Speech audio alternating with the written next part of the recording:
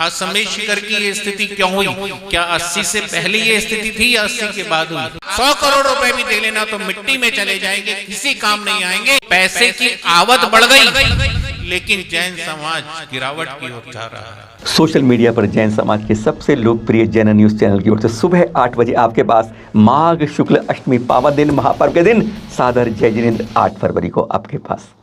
तो आपने तीन चार बातें सुनी। ये थे आचार्य श्री अतिवीर जी। यह कब का वाक्य था? यह था शनिवार 5 फरवरी को, जब अखिल भारतवर्षीय दिगंबर जैन महासभा का दिल्ली में उनका केंद्रीय भवन का उद्घाटन हो रहा था, लोकार्पण हो रहा था कुछ माननीय संतों की उपस्थिति में। तब जब इनका मौका आया आचार्य श्री का, तब उन्होंने स्पष्ट कह दिया, आज हमारी 5 सन्मतियाँ 5 अलग अलग बिखरी पड़ी हैं, एक जगह इकट्ठी नहीं होती हैं, और जब हम उसकी बात आते हैं तो हमारे पर उंगली उठाई जाती है कि दोषी हम हैं। जब एक संत कहते हैं सचमुच कड़ी कड़ी बात, पर बिल्कुल 100% सही बात। जरा सुनिए उनकी बात कि किस तरीके से 40 सालों में हमारा समाज कहां से कहां आ गया है, दोषी कौन है। करोड़ों रुपए बढ़ गए दान के अंदर सुरक्षा में, लेकिन हम करके नीचे ही जाते जा रहे हैं। स्पष्ट बात 10 मिनट के अंदर सुनिए आचार्य श्री अतिवीर जी महाराज से बात। सन 80 से पहले, बिफोर सन 1980 जैन समाज की इतनी खराब स्थिति नहीं थी। सन 1980 में मैंने गिरनार की वंदना की, जून सन 1980 के अंदर, तो वहां उस समय बड़े प्रेम से दर्शन हुए।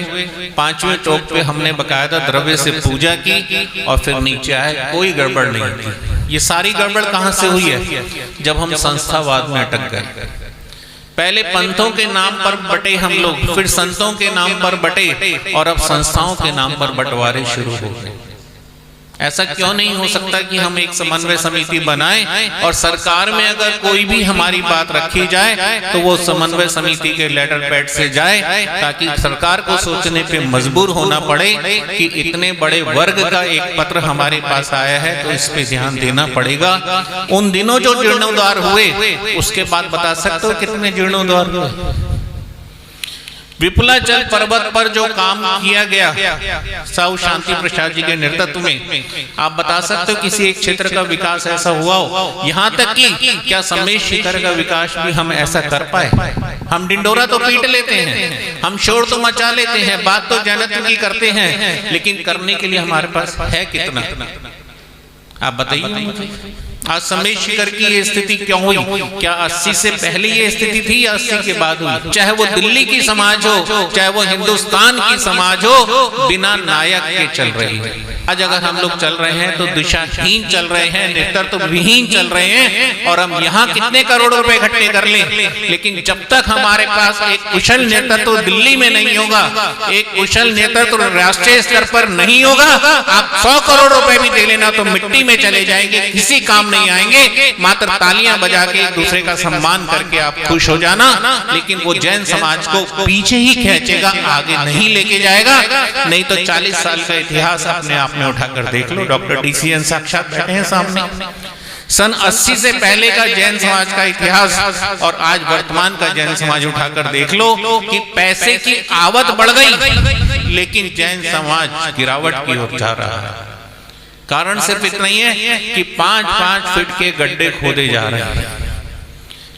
कोई सारी समितियां मिलकर, सारे नेतृत्व मिलकर एक गठन ऐसा नहीं कर रहे, एक संगठन ऐसा नहीं बना रहे कि 100 फीट का एक गड्ढा खोदे तो सबकी प्यास बुझ जाए, सबको पानी मिल जाए।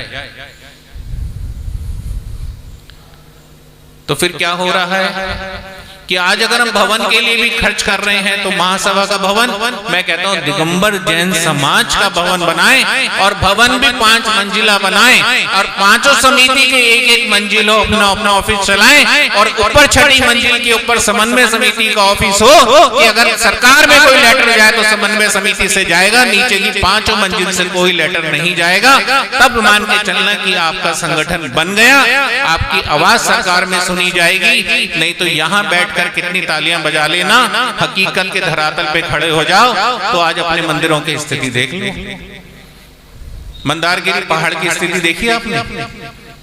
देखो जाके, बोलो कितने लोग कंट्रीब्यूट करने को तैयार हो मंदारगिरी पर्वत के लिए, बताइए मुझे। दिल्ली के ऑफिस के लिए तो तैयार हैं आप, महासभा भवन के लिए तैयार हैं, लेकिन याद रखना कि जैन समाज का नाम अगर चलेगा तो वो सम्मेश शिखर से चलेगा, मंदारगिरी पर्वत से चलेगा, पावापुर चंपापुर से चलेगा, तुम्हारे महासभा के ऑफिस से नहीं चलेगा। ये बात मैं डंके की चोट पे यहाँ कह रहा हूँ। अगर संस्कृति को बचाना है तो हमें अपने क्षेत्रों को बचाना होगा, संस्कृति को बचाना है तो हमें अपनी दिशा ठीक करनी पड़ेगी, संस्कृति को बचाना है तो एक कुशल नेतृत्व हमें सामने लाना पड़ेगा, जो आज ना दिल्ली स्तर पर है, ना राष्ट्रीय स्तर पर है, ना अंतरराष्ट्रीय स्तर पर है। दिल्ली में एक भवन होना चाहिए जैन महासभा का। हम कहते हैं महासभा का भवन क्यों हो, दिल्ली में दिगंबर जैन समाज का एक भवन हो कि जहां से आवाज जाए तो राष्ट्रपति भवन और प्रधानमंत्री तक चली जाए कि ये जैन समाज के भवन से आवाज आई है, ये कार्य हमें करना है।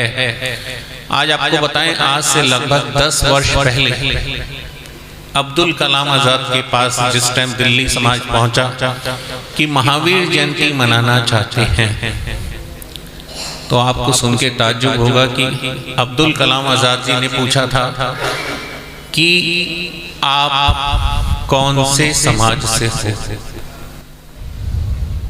कौन से समाज से हो।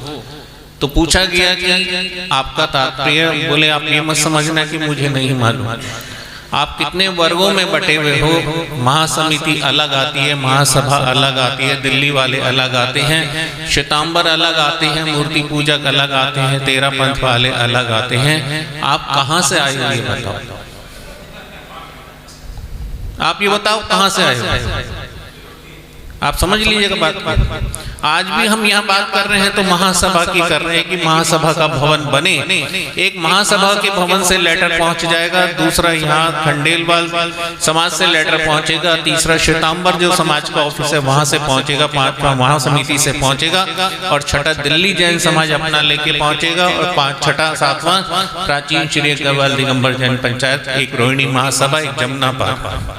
किसकी महावीर जयंती मनाए? गवर्नमेंट क्या सोचेगी, क्या करना है, किसके लिए करना है और कितना करना है।